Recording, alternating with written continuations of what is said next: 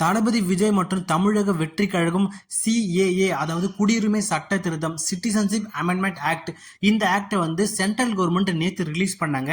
அதுல இருந்து கடுமையான பின்விளைவுகளை சென்ட்ரல் கவர்மெண்ட் சந்திச்சுட்டு வராங்க. ஏன்னா இந்த ஆக்ட் ரிலீஸ் ஆனதுலேருந்து தமிழகத்திலிருந்து இருந்து பல்வேறு அரசியல் தலைவர்கள், நடிகர்கள், பொதுமக்கள்னு சொல்லிட்டு இந்தியா முழுக்க இருக்கிற எல்லாருமே பார்த்தீங்கன்னா கடுமையான எதிர்ப்பை வந்து தெரிவிச்சிட்டு இருக்காங்க. அப்படி இந்த சிஏஏனா என்ன அப்படின்னு சொல்லிட்டு நம்ம தெரிஞ்சுக்கலாம். தளபதி விஜய் வந்து இந்த சிஏஏக்கு எப்படிப்பட்ட அறிக்கைகள் கொடுத்திருக்காரு, நாட்டில் பல்வேறு தரப்பான மக்கள் வந்து எதிர்ப்பு தெரிவிக்கிறாங்க, ஒரு சிலர் வந்து சப்போர்ட்டும் பண்றாங்க. இந்த சிஏ ஆக்ட்னா என்ன, குடியுரிமை சட்ட திருத்தம்னா என்ன அப்படின்னு சொல்லிட்டு தெளிவா இந்த வீடியோவில் பார்க்கலாம். நம்ம சேனல்ல இன்னும் நீங்க வந்து சப்ஸ்கிரைப் பண்ணாம இருந்தீங்கன்னா சப்ஸ்கிரைப் பண்ணிட்டு வாங்க பார்க்கலாம்.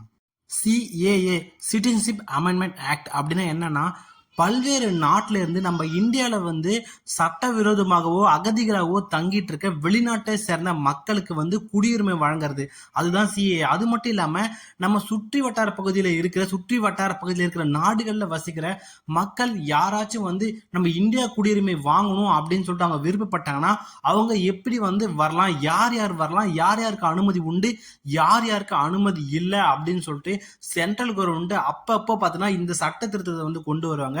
அது போலதான் இப்ப கொண்டு வந்திருக்காங்க. இதுல பாத்தீங்கன்னா ஒரு சில மதத்தை சார்ந்தவர்களுக்கு மட்டும் ஃபேவராகவும், ஒரு சில மதத்தவர்கள் வந்து அவங்க வந்து இந்திய குடியுரிமை பெறாதபடி இருக்கிறதால பாத்தீங்கன்னா நிறைய அரசியல் தலைவர்கள் வந்து எதிர்ப்பு தெரிவிக்கிறாங்க. முக்கியமா பாத்தீங்கன்னா இலங்கை வாழ் அகதிகளுக்கு இது பொருந்தாதுன்னு போட்டிருக்காங்க. இதனால பாத்தீங்கன்னா தமிழகத்துல இருக்கிற மேக்சிமம் அரசியல் தலைவர்கள் வந்து கொதிச்சு எழுந்திருக்காங்க. அதனாலதான் நம்ம தமிழக வெற்றி கழகத்தின் தலைவர் விஜயம் பாத்தீங்கன்னா பயங்கரமா எதிர்ப்பு குரல் கொடுத்திருக்காரு.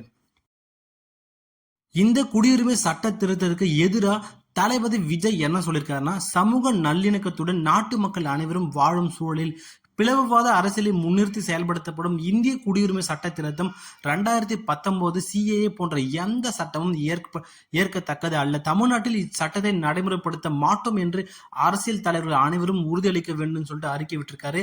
ஸோ அந்த சட்ட திருத்தத்துல என்னென்ன சொல்லியிருக்காங்க, யார் யார் எந்தெந்த நாட்டை சேர்ந்தவர்கள் அல்லோடு, எந்தெந்த நாட்டை சேர்ந்தவர்கள் வந்து அல்லோடு இல்லை, எந்தெந்த மதத்தை சேர்ந்தவங்க அல்லோடு, இது எல்லாத்தையும் தெளிவா பார்க்கலாம் வாங்க. பாகிஸ்தான், பங்களாதேஷ் மற்றும் ஆப்கானிஸ்தானிலிருந்து வந்த இந்து, சீக்கியர், பௌத்தர், பார்சி, கிறிஸ்துவ மற்றும் ஜெயின் சமூகத்தை சார்ந்தவங்க எல்லாருமே பார்த்தீங்கன்னா ஆவணம் இல்லாமலும் வரத்துக்கு வந்து உதவுது. அப்படின்னாலும் அவங்க வந்து கிட்டத்தட்ட ஒரு 6 வகையான ஆவணங்களை வழங்க வேண்டும். முக்கியமா பார்த்தீங்கன்னா அவங்க இந்தியாவுக்குள் எந்த தேதியில வந்தாங்க அப்படிங்கறத வந்து அவங்க மென்ஷன் பண்ணணும். இந்த சட்டம் என்னதான் 2024 நடைமுறைப்படுத்தினாலும் இந்த சட்டம் வந்து 2019ஆம் ஆண்டே நிறைவேற்றப்பட்டது. குறிப்பா இந்த திட்டத்துல பாத்தீங்கன்னா இலங்கை வாழ் தமிழர்கள், அதாவது இலங்கையிலிருந்து தமிழ்நாட்டில் அகதியில இருக்கிற எந்த தமிழர்களுக்கும் பாத்தீங்கன்னா இந்த குடியுரிமை சட்டம் வந்து அமல்படுத்த முடியாது, அவங்களால வந்து பாத்தீங்கன்னா பர்மனன்ட் சிட்டிசன்ஷிப் வாங்க முடியாது அப்படின்னு சொல்லிட்டு அந்த அறிக்கையில மென்ஷன் பண்ணியிருக்கிறதால இதனால தமிழ்நாட்டில் இருக்கிற மிகப்பெரிய அரசியல் தலைவர்கள் எல்லாருமே பாத்தீங்கன்னா எதிர்ப்பு தெரிவிச்சிருக்காங்க. அந்த வகையில தான் நம்ம தளபதி விஜயம் பாத்தீங்கன்னா இந்த சட்டத்துக்கு எதிராக குரல் கொடுத்திருக்காரு. ஸோ தமிழக வெற்றி கழகத்தின் தலைவர் விஜய் சொன்னது கண்டிப்பா கரெக்டா தான் இருக்கும். நீங்க தளபதி விஜய் ரசிகர்கள் எல்லாரையும் பார்த்தீங்கன்னா நம்ம சேனலை சப்ஸ்கிரைப் பண்ணி இது போன்ற மேலும் பல விஷயங்கள் தெரிந்து கொள்ள சேனலை சப்ஸ்கிரைப் பண்ணுங்க.